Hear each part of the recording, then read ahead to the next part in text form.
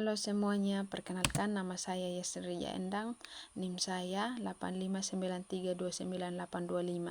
Saya dari Fakultas Keguruan dengan program studi anak usia dini.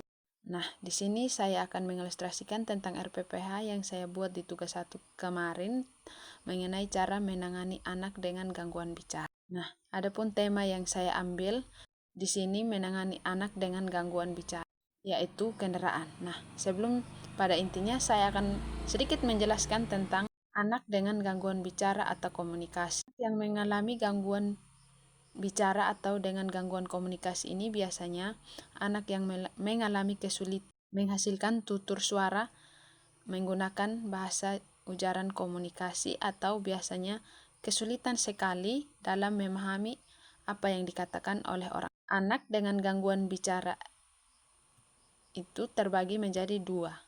Yang pertama yaitu gangguan bicara atau bahasa ekspresif. Yang kedua itu gangguan bicara atau komunikasi yang gagap. Yang pertama di sini saya akan menjelaskan tentang gangguan bicara atau bahasa ekspresif. Nah, gangguan bicara atau ekspresif itu yaitu suatu gangguan yang terjadi saat anak berkomunikasi dengan ditandai ketidakmampuan dalam memahami atau dalam mengungkapkan perasaannya atau ide-idenya meskipun pemahaman di bicaranya terlihat seperti normal saja. Ya, tidak ada gangguan sama sekali, namun mereka sangat cenderung sekali kesulitan dalam memberikan idenya atau menyampaikan perasaannya. Biasanya anak yang mengalami gangguan bicara atau bahasa ekspresif ini faktornya yang pertama biasanya faktor genetik, yang kedua faktor fungsi otak, yang ketiga faktor fungsi telinga, yang keempat itu biasanya faktor lingkungan sekitarnya.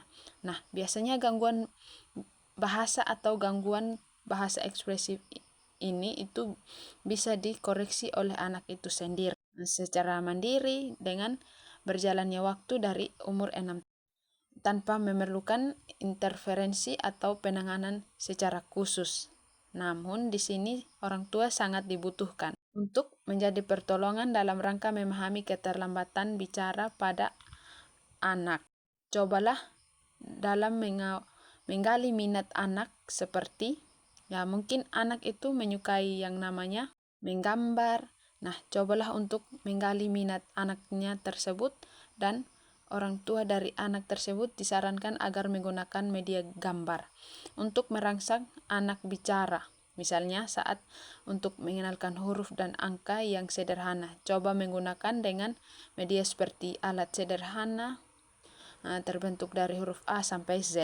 Seperti itu juga saya sebagai guru. Saya akan mengajari anak tersebut pastinya pertama dengan menggali minat anak tersebut dia suka apa, saya akan mengajaknya berbicara, menanyakan keadaannya, kabarnya seperti itu. Saya akan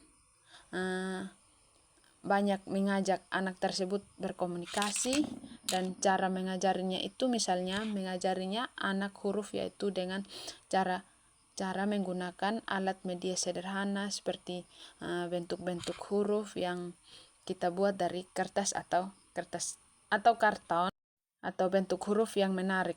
Gunakan itu agar anak itu ada minatnya untuk belajar, mengenal huruf, dan perlahan-lahan kita akan mengajarkan anak tersebut untuk bicara dan mengenalkan kosakata-kosakata yang sederhana yang mungkin lebih cepat untuk dia tangkap. Lalu yang kedua, tadi ada gangguan bicara atau komunikasi yang gagap. Nah, kalau gangguan komunikasi yang gagap ini biasanya itu ditandai dengan adanya pengulangan suara atau perpanjangan kata atau pengulangannya itu seperti orang yang gugup.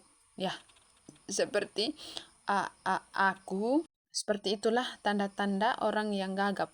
Gagap ini biasanya muncul secara bertahap antara 2 tahun sampai 7 tahun. Dan biasanya gangguan ini akan memuncak pada saat anak berusia 5 tahun. Nah, namun faktor ini biasanya 71% disebabkan oleh faktor keturunan. Jadi, Bang Ali mengatakan bahwa tidak ada pengobatan untuk mengatasi gangguan gagap. Namun, demikian dilakukan terapi kepada mereka yang mengalami gangguan gagap. Itu diperlukan motivasi dari orang sekitarnya. Jadi anak tersebut tidak merasa insecure atau down. Kondisi yang mengalami gangguan gagap, kita di sekitarnya itu perlu yang namanya selalu tidak membuli, tetapi selalu memberikan dia motivasi. Mungkin hanya itu penjelasan singkat dari saya tentang gangguan bicara pada anak. Nah, kemudian RPPH yang saya buat kemarin di tugas 1 pastinya menuju pada anak yang gangguan bicara dan dengan cara mengatasinya. Tema yang saya ambil yaitu kendaraan. Nah, adapun tujuan pembelajaran saya di RPPH yang saya tulis di tugas 1, yang pertama, anak dapat mengenal dan menyebutkan beberapa jenis kendaraan atau mobil, bus, sepeda, dan lain-lain. Anak dapat memahami fungsi kendaraan. Yang ketiga, anak dapat meningkatkan kemampuan verbal dengan menyebutkan nama-nama kendaraan. Yang keempat, dapat meningkatkan kemampuan fonetik pengucapan melalui kegiatan bermain dan bernyanyi. Pada pembukaan, sapa anak dengan senyum dan menyanyikan lagu tentang kendaraan, misalnya lagu kereta api. Minta anak untuk mengenali berbagai jenis kendaraan yang ada di sekitar sekolah atau yang lewat di depan sekolah, contohnya motor, oto dam, oto truk, dan bicarakan tentang fungsinya masing-masing. Kedua, yang kegiatan ini menyebutkan nama-nama kendaraan. Yang pertama itu tunjukkan gambar atau mainan kendaraan dan minta anak untuk menyebutkan namanya. Yang kedua itu gunakan kartu, kata atau gambar dengan label nama kendaraan. Yang ketiga itu bantu anak mengucapkan kata-kata yang sulit dengan mengucapkan bersama-sama. Penutup pertama itu menanyakan ulang apa yang telah dipelajari oleh anak atau kegiatan apa yang telah dilakukan. Yang kedua, mintalah anak untuk menceritakan jenis kendaraan yang telah dipelajari atau kendaraan favorit mereka, menanyakan kendaraan favorit mereka. Berikut, berikan pujian atau dorongan kepada anak atas partisipasi dalam kegiatan. Adapun kegiatan tambahan, contohnya menyesuaikan kegiatan dengan tingkat kemampuan bicara anak dan menggunakan metode pengajaran yang mudah anak mengerti. Setelah itu, kami akan bernyanyi dan berdoa penutup untuk pulang ke rumah. Sekian dari saya, Ibu. Terima kasih.